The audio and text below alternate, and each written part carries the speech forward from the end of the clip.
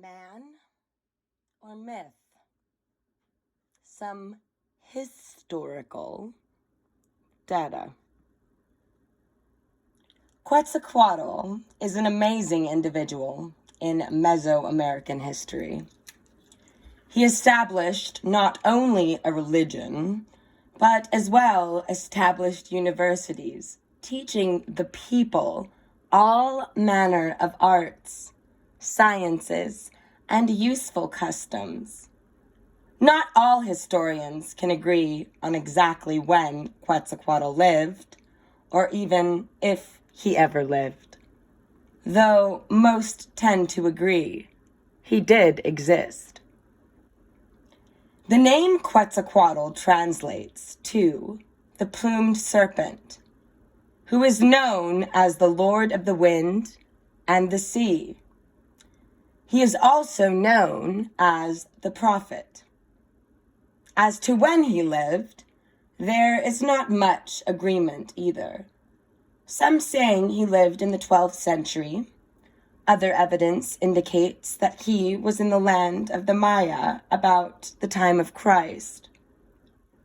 One of the most important questions concerning the story of Quetzalcoatl we ask is how old and what are the timelines of his origins and proliferation? Where does the fact and the myth begin and end? Though archaeology tells us that Quetzalcoatl is old, they do not know if old means ancient.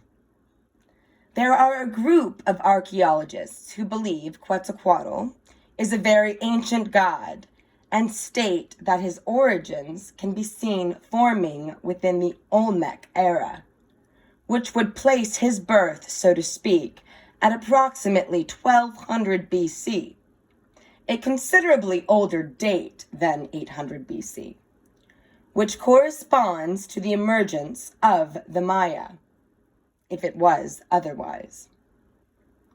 As we correlate the stories of the gods universally and find the links telling us people were talking about the same gods, the same occurrences, the same legends, etc., as contemporary archaeology is telling us, we would tend to lean towards the ancient god scenario.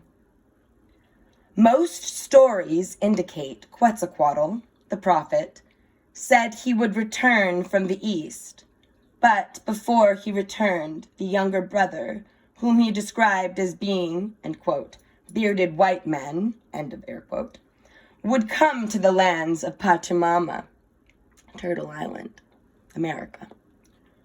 It was said that they would conquer the people and enforce upon them a strange religion. However, he said when he returned, all the ancient glory of the Toltec Mayan would return. There have been several attempts to try to reconstruct the various records surviving the Holocaust of the Spanish destruction that speak of the prophet Quetzalcoatl. It is very difficult to put these written remnants together due to the fact that modern Mexico is a blend, or composite, of many cultures and faiths.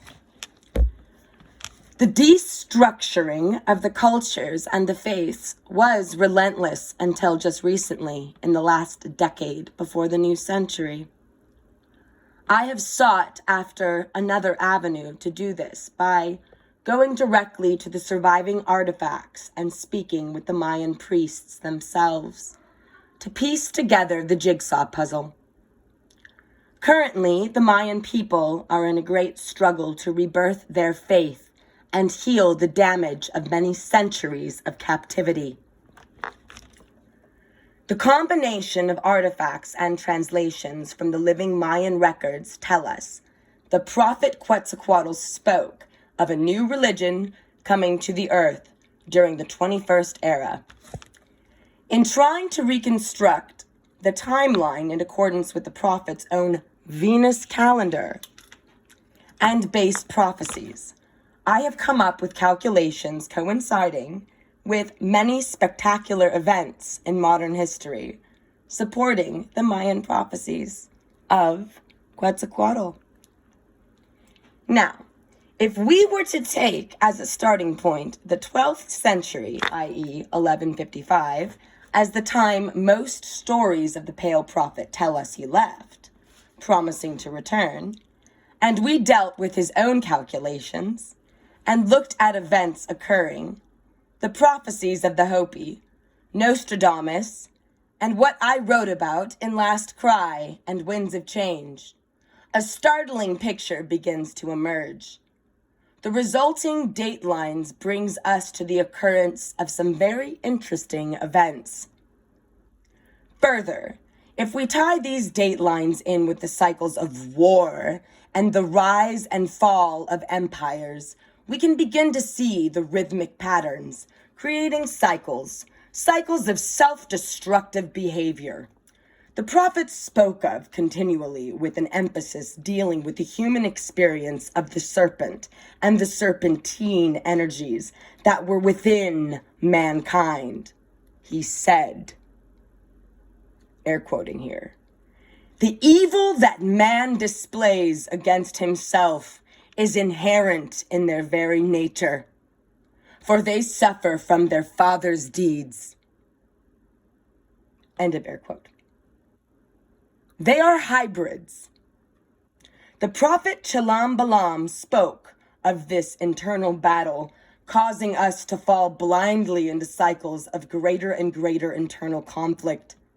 This is, in a sense, the serpent eating its tail and leading us ever deeper into the cycles of self-destruction. Could he have been talking about DNA? Ooh, I just got the chills. The eternal struggle of being born a mixed blood hybrid brings to its proceeding lineage 4 generations. Curious, is it not? 5 physical senses of man, 13 double helixes in our DNA. The prophet was very saddened about these events he saw happening in the future. And it was a major effort on his part to bury the records and holy teachings. Air quoting here. For a great period of destruction is coming and will be endured. There will be a time in the future when these things will be brought forth once again, when the season of mankind is in the final days and they long for their memory. Remember Quetzalcoatl's, the Pale Prophet's warning, once again. Air quoting. For 5 full cycles of the dawn star, the rule of the warlike strangers will grow until greater and greater orgies of destruction. Hark well to what I have taught you. Return not to the serpent and the sacrificers. Their path will lead to the last destruction. Air quoting. Know that the end of time, with the question mark, will come in 5 full cycles of the dawn star, for 5 is the difference between the Earth's number of 5, frequency, and that of the dawn star, which is 13, which is the number of these children of destruction. Interesting. Venus, as I wrote about in Winds of Change, is on an inside orbit around our sun in relation to the Earth, making 13 revolutions to Earth's 8. 1 full cycle of the dawn star is 104 years. In the higher understanding amongst the cultures of Mesoamerica, an era is calculated by half cycles, or 52 years. 5 full cycles of the dawn star is 520 years. Looking at it from yet another perspective, we know that according to the European calendar, Cortez arrived in the Western Hemisphere in 1519. If we add 520 years, we arrive at the date 2039, approximately when it is prophesied the rule of the rising Antichrist will come to an end. This is why Quetzalcoatl constructed the Great Mayan Calendar Wheel that can be seen in Mexico City today. Until just recently, it was called the Aztec Calendar Wheel by Western archaeologists, but the truth is being revealed. The records tell us that he said he would return. He, she, because we don't know if he's a she or she's a he. We just don't. Best not put it in a box.